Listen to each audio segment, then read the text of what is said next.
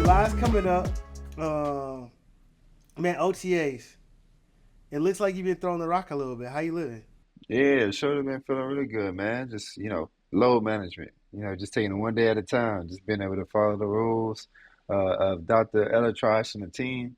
And this is the plan, and this is what we need to, continue to go to get to where we need to get to. You know what I'm saying? And I think that being able to be on the field with the guys and be able to toss the football around is uh, definitely key, you know what I'm saying? Because we can work on the timing. There's no restrictions to that. It's just being able to, all right, what's the steps? And I've been following those that like I said, the process and hitting every milestone. So that's my key is just taking it one milestone at a time and not just jumping over one trying to get to the finish line. You know what I'm saying?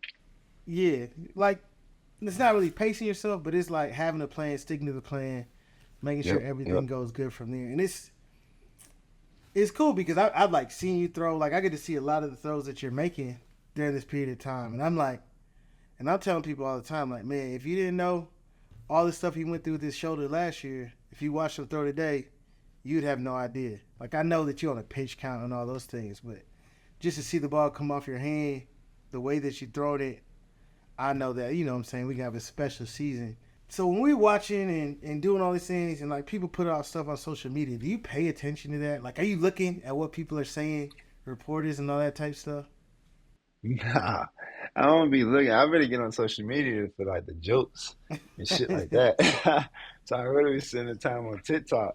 But like, Mm-hmm. I mean, I see it because it pops up the way the news feed is. It pops up so you see it and you don't try to read it, but your name pop up so you want to see what's going on. But people gonna have their own opinions. But I'm to the point where it's just like it ain't even about football to most people no more. You know what I'm saying? It's their personal opinions that don't even know me. So it's just like the football part, like the people that see me every day, the people that play against me, compete against me, they know what's up. You know what I'm saying? Like I'm gonna compete hard. I'm a football player. I'm gonna give everything I got. I still got a lot of talent, a lot of left in it, and it's just like it ain't no sugarcoat behind that. You feel me? And I feel like again, like if I wasn't good, if I wasn't capable of doing these things, then I wouldn't be talked about.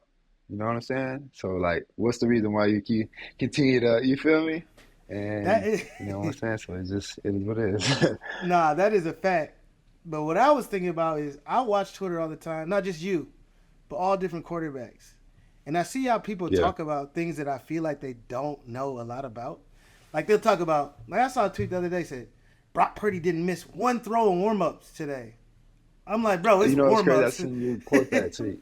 like, I seen that you is quote that just, tweet, and like it's probably like it's yeah, like it's come on, stupid. bro. Or somebody see like Bryce Young take a drop, be like, wow, you could just see the changes. I'm like, what changes do you for a living? Literally, my life, I How do get you paid. know? How do you know what they changing? Like, how do you? Are you sitting in those meetings? Are you sitting like in any of that stuff? No, you don't know, bro. You don't But know the timing. You don't know what they're coaching. that's the thing. People will say they don't know if it's a bad throw or miscommunication on a route, right? So every time I see a throw, complete or not complete, I have no idea. Like, did the quarterback throw a good ball? Did the receiver run the wrong route? Right? Because you're working on things in OTAs. I don't know who was right, who was wrong. I watch people in drills. I don't know what they're drilling or what they're trying to work on, so I can't say was that a good rep, was that a bad rep. When I see a quarterback throw, if I've never spent like real time with that quarterback, know what their limitations are, know what they're physically capable or incapable of doing, there's no way I can say like, are they at their peak? Are they not at their peak? Because everybody does things differently. The way CJ throws a ball is not the same way that you throw a football, right? Because your Right. bodies move differently. You know what I'm saying? So I see all these different, and I just hate seeing people talk about what somebody's doing in OTAs or practice because the only thing that really matters is the games. Like how well do you play in the games? All the other shit is just these guys are working on things to get better for the game. It isn't you could go out there and throw 10 interceptions in practice one day and get better because you're like, okay, I can't do that now. All right, next time You're here's what I you're got. you're trying. That's the whole point of practice is to be able to. I'm practicing in this throw. Can I make this throw in this situation versus this defender versus this coverage? And it's like, yeah, like you can sit here and be like, oh, everyone is doing good.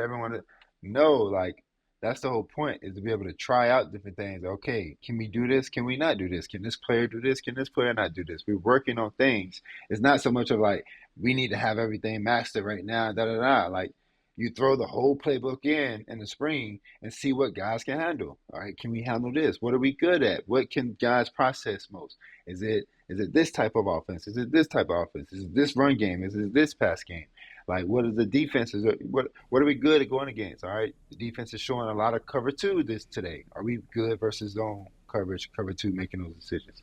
Like, are we very good versus man coverage? All right, defense is playing a lot of man coverage today because this is what Stefanski want, and Dorsey, you gotta bring your man beaters. So it's like, yeah, all that. Man, most of the It's media people don't know, man. it's so much to it, and people and got no that'd idea. be and that'd be yeah, for sure. And they'd be the first ones to talk. I'd be like, shut up. But that's why I get so mad looking at Twitter. But your quarterback room, I love your quarterback room. I love seeing the faces in there. I love hearing Jameis talk. Jameis had an interview. It's so cool to hear like how supportive he is of you. I'm gonna read you his quote, and you kind of tell me what you think about it. Jameis, I've seen intentional leadership. I've seen consistent growth in him, focusing on shoulder routine, focusing on building the strength back, and when he throws it, he spins it. I haven't seen anything of lack. I've just seen him continue to grow, continue to lead these guys. What is it like to be in a quarterback room with Jameis? Because I know before James on the team, we always said like whenever James had an interview, I DM you like, man, look at Yeah, James, yeah, look at yeah, James. yeah. Now People be now thinking he in it's the fake. yeah, like, is this the It energy you ain't got fake. every Nah, that's day? bro. Like, come on, man. Every day he come in very respectful, and he comes in. He wants to lead. He wants to learn from everybody. You know what I'm saying? And he just want to be able to serve. And I think that's the key word for Jameis, is being able to serve others before himself. And I think that we've had talks. We have personal talks, and not getting too deep. It's just kind of like he's very secure with himself. And of course, everyone has insecurities. Everyone has flaws. Da da da. But I'm just saying, like, he know who he is. And for him, he told us one day, it was just like, now you got to know who you are before you can help anybody else. Because how can you help somebody else when you don't even know who you are as a person, as a player, as an individual? You know what I'm saying? And I think, like, there's always little nuggets like that, not just about football, but just about life in general. And they keep the room compact. You know what I'm saying? We all come from different phases. Jameis come from Alabama. I come from Georgia. Snoop come from Florida. DTR come from Vegas. You know what I'm saying? And for all of us to come in one and like have the type of relationship and that brotherhood we got, like there's no type of egos in there. We all want to see each other eat and go to the top. You feel me? So that's the key. Yeah, it's a quarterback room that I think anybody would want to be a part of, right? From the coaching staff, Dorsey, super cool dude. It's funny when you Yep. see him from afar, then you get to meet him in person. It's just different, right? Like Right, he right, seems like right, super right. quirky, but when you meet him and really get to talk to him, like, oh, okay, good people. You know what I'm saying? Like, Very good dude, man. Very good dude. Very just relaxed, chill, and just wanna just compete. You feel me? Just like compete. Let's go work. Let's put the time in, but at the same time, let's enjoy ourselves. Let's be you, be free. And I think that's another beautiful thing about Dorsey, and it's just beautiful about Kevin, man, allowing that because Kevin be in those rooms and he's allowing that to happen and let Dorsey, hey, this is you. You take over the offense. You take over the QB room, and we work together to be able to try to build something very very special that's got to be. I guess that's tough, but that's like real leadership, right? To give up something that for sure. you're passionate about, you know a lot about. You've been super successful coaching quarterbacks, super successful with the offense, and just be like, yo, I'm going to take a back seat, let you do this thing. I'm gonna add in my flavor, my sauce, but I'm gonna be the head coach, and that takes a lot, like a humility, and it takes to really being a good coach and a good dude. And I think Kev is at 100%. But while we on Yep. OTAs, we got a question from Sam or Sean Ballantine 2886. He wants to know why do QBs wear visor during OTAs and mini camps, but not during the regular season? Or will we be seeing what with one once we get started? Will you be seeing me? I doubt it. Once the season start, nah, I doubt it. For the time being, for spring ball, like I used to do it. I used to do it back in college and high school. I had the visor, and then I did a little bit in Houston. I had the visor during spring and stuff. I don't, as far as just like why, it was just kind of just like shit. I really don't know why. Swag, I guess. You But know is what there I'm something saying? that you don't like about it? Like, what is the thing that you like? I don't want to do this in the game. Why? Like, I ain't. Well, in the games because I sweat, so that's where the headband comes in. I ordered the headband, and I was like, I don't want the do rag type headband because they don't have good headbands. It goes around your head like a do rag, and so I just grabbed one because I don't need on my whole head cover. I just need the front part to cover the sweat. And like in the games, it's like it get foggy, you know what I'm saying, from the breathing and from the weather and the sun and it's hot and it's cold and it's rainy. So like I don't want to have to deal with that. So I just keep it clear for me. I like to be able to see like who like but like in practice like I can deal with it because, it's spring right now. It's optional. So I'm not really sweating like I would be in a game. You know what I'm saying? We working, we competing, we doing all these things, but like I can manage that. Imagine like a full game and just the headbands. I don't want to have to keep changing headbands and my visor. Yo, wipe my visor off. Like, nah. And when guys get hit, like I think this is something fans don't know. When you got sweat on your face, you get hit. That shit splat against the damn face mask, and Yeah, it's like driving in the car without your windshield wipers on, and it's just rain on the windshield. Like all the time. I can kind of see, but I can't see as good as I need to I make the can't see decision. it. And you got guys flying around, you feel me? So I got to be able to see. You know what I'm saying? And like just like car, you driving down the highway, I got to be able to see which lane and who's in front of me and stuff. And I'm just like, I don't want to have to deal with that. So that's why, like in spring practice, I can wear it. But like, you know what I'm saying, closer to the season, training camp, things like that, that's why I take it off and just kind of, all right, let's get back to the real. Cool. And then as we looking at like OTAs, I'm looking at OTAs around. Why like Jamar Chase and T Higgins are not at OTAs? Why do guys miss OTAs? Like, what is it? You don't have to talk about them specifically, but like, what are No, no, reasons? no, yeah, yeah. I think the reasons behind guys missing OTAs, it's not really so much of missing OTAs.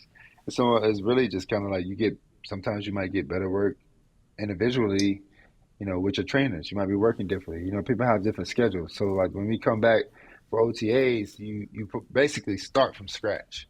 It's not like okay, you train after the season. All right, cool. Some guys start up the Super Bowl.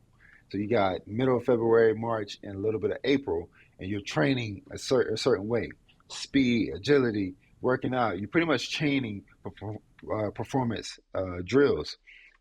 And then when you get to OTAs, that first 2 weeks, you basically start over and like, all right, I'm starting from ground zero because you with the team now. They haven't seen you. So now you're like working with the team and it's starting. It's like, now I don't want to have to go back. I don't have to build myself up, break myself back down, and then build myself up. It's like, now I'm gonna just keep this routine going, and when I have to be there, I'm ready to go, and I'm just gonna flow into the summer with it.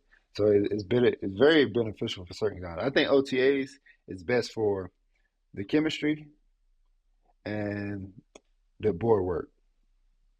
I think those are the two things. As far as like actually working out, of course, 7 on 7 things like that is good because you get the opportunity. But like the board work and stuff like that, as far as like so much of the training, it's like mm, you know, to each his own. Hey man, one thing he left out, and I think that was him being really just politically correct. People want their fucking money. All right, people want their new contracts. They not trying to play on the end of their Well, rookie that deal. too. Yeah, I wasn't looking at it. He just got paid. That no, I'm not. I'm So just that no, I'm makes not. sense too. I'm thinking about Yeah, like, what I'm saying, certain I'm guys just that talking don't about show guys up, in like veteran general. guys. It's like, yeah, Some yeah, for veterans sure. guys Yeah, like yeah, if of you're a course, veteran yeah. guy and you live in like Green Bay, you might not want to go because who wants to go to Green Bay, right? If you in a city that's lit, I feel like if you've been playing in the league for a long time and you know exactly what you're gonna be doing, you know offense, you know all those things.